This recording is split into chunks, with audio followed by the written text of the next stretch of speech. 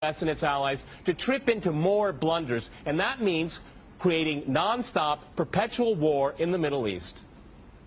Well, I'm going to make this interesting and disagree with everyone. Okay. I do not accept the premise, which probably isn't too much of a surprise, but nonetheless, I reject the premise that the whole point of the so-called war on terror or investing in the Mujahideen was to somehow fight terrorism or to make a better world.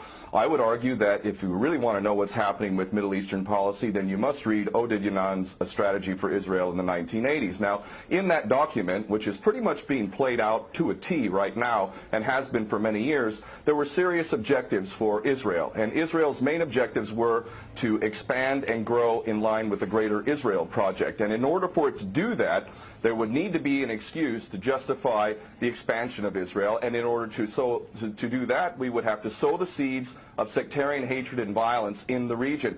The #1 target of this plan was Iraq. We've achieved that. That's not a failure. That's actually a success. Iraq is a failed state largely. It is an absolute basket case. Sectarian hatred is absolutely insane. We see the beheadings and all of this madness, and we think it's a disaster. No, it's not at all. In fact, it's all part of the plan to break up Iraq into 3 different states.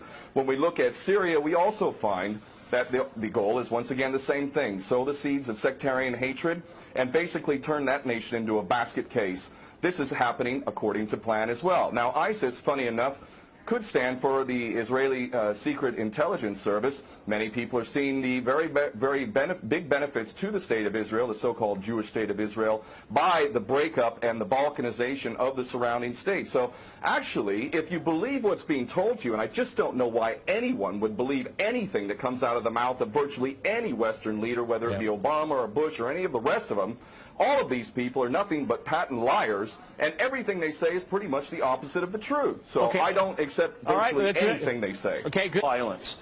Barack Obama did not bite at the opportunity to get involved in Syria a year ago. In fact, at the time when he was ready to start bombing Assad, just about 13 months ago, and we have he backed off as soon as the first excuse came to mind. We've been supporting ISIS. There is absolute continuity between the policies of Iraq and breaking it up and breaking up Syria as well. It is beyond naive to suggest that the U.S. doesn't have its fingerprints all over ISIS. In fact, tell me this: why has ISIS never once, or al-Nusra Front or al-Qaeda, not once have they attacked Israel? In fact, ISIS militants are getting medical attention in the Golan Heights and in Israel itself. What does that tell you?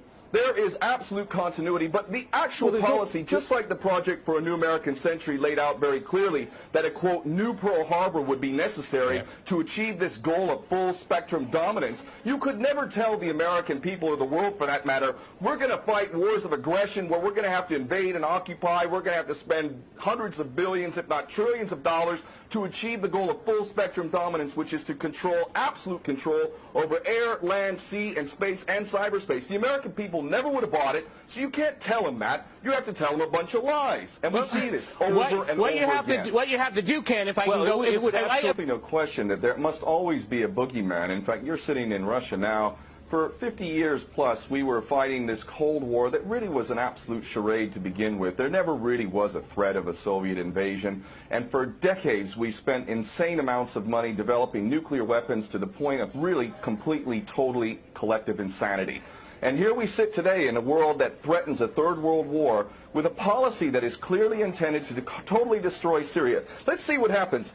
If we take Bashar al-Assad out of the equation in Syria, does anybody with half a brain not understand that that vacuum that's going to be created is going to be a vacuum filled by the most powerful interests there? And who is that right now? Well, that would be our best friends and allies, these little Frankenstein monsters that we create, whether it's al-Qaeda or al-Nusra Front or the latest ISIS monster that we've created. Those are the ones that are going to fill that vacuum, and that fits perfectly in line with Oded Yanan's A Strategy for Israel in the 1980s. And if these other two gentlemen haven't read that document, I seriously suggest you do. Another thing that's really worthy of pointing out is the so-called Islamic State is anything but Islamic. And yes, there is a war on Islam.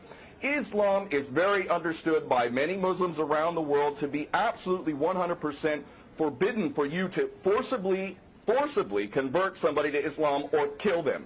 This is totally untrue. Back in the medieval times, when there was Muslim empires, it was an absolute understanding and policy amongst the Muslims who were in charge at that time that those who practiced whatever religion were allowed to continue practicing that religion, and they were not even forced to pay taxes into the Muslim empire itself. However, if people wanted to practice that religion, they would not be able to derive the benefits of the tax system and so on and so forth. The bottom line is no Muslim in their right mind would justify going in and literally executing men, women, and children simply because they don't convert to your religion. These people are not Islamic. They are creations of the monster, which is the empire of the United States and all its cohorts in Israel and England in particular. And this monster is purposely created to justify the continuing insanity of the never-ending war policy, which is really the core of America. And that is exactly why I renounced my U.S. citizenship. This madness cannot be considered anything but the major threat to the world. Okay, Peter, in New York, one of the things we've seen... There are very obvious solutions. One is to arrest the traitors in the U.S. Congress and White House who have sworn to uphold the U.S. Constitution, and somehow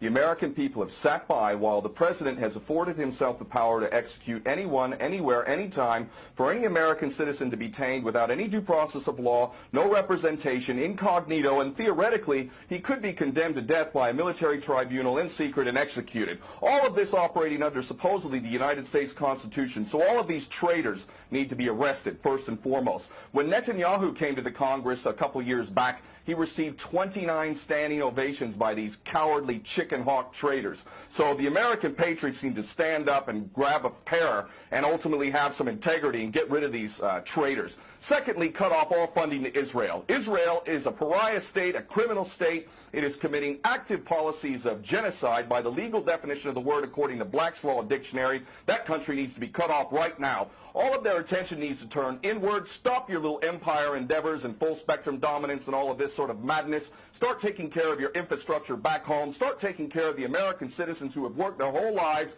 and now find themselves wondering how they're going to keep a roof over their head.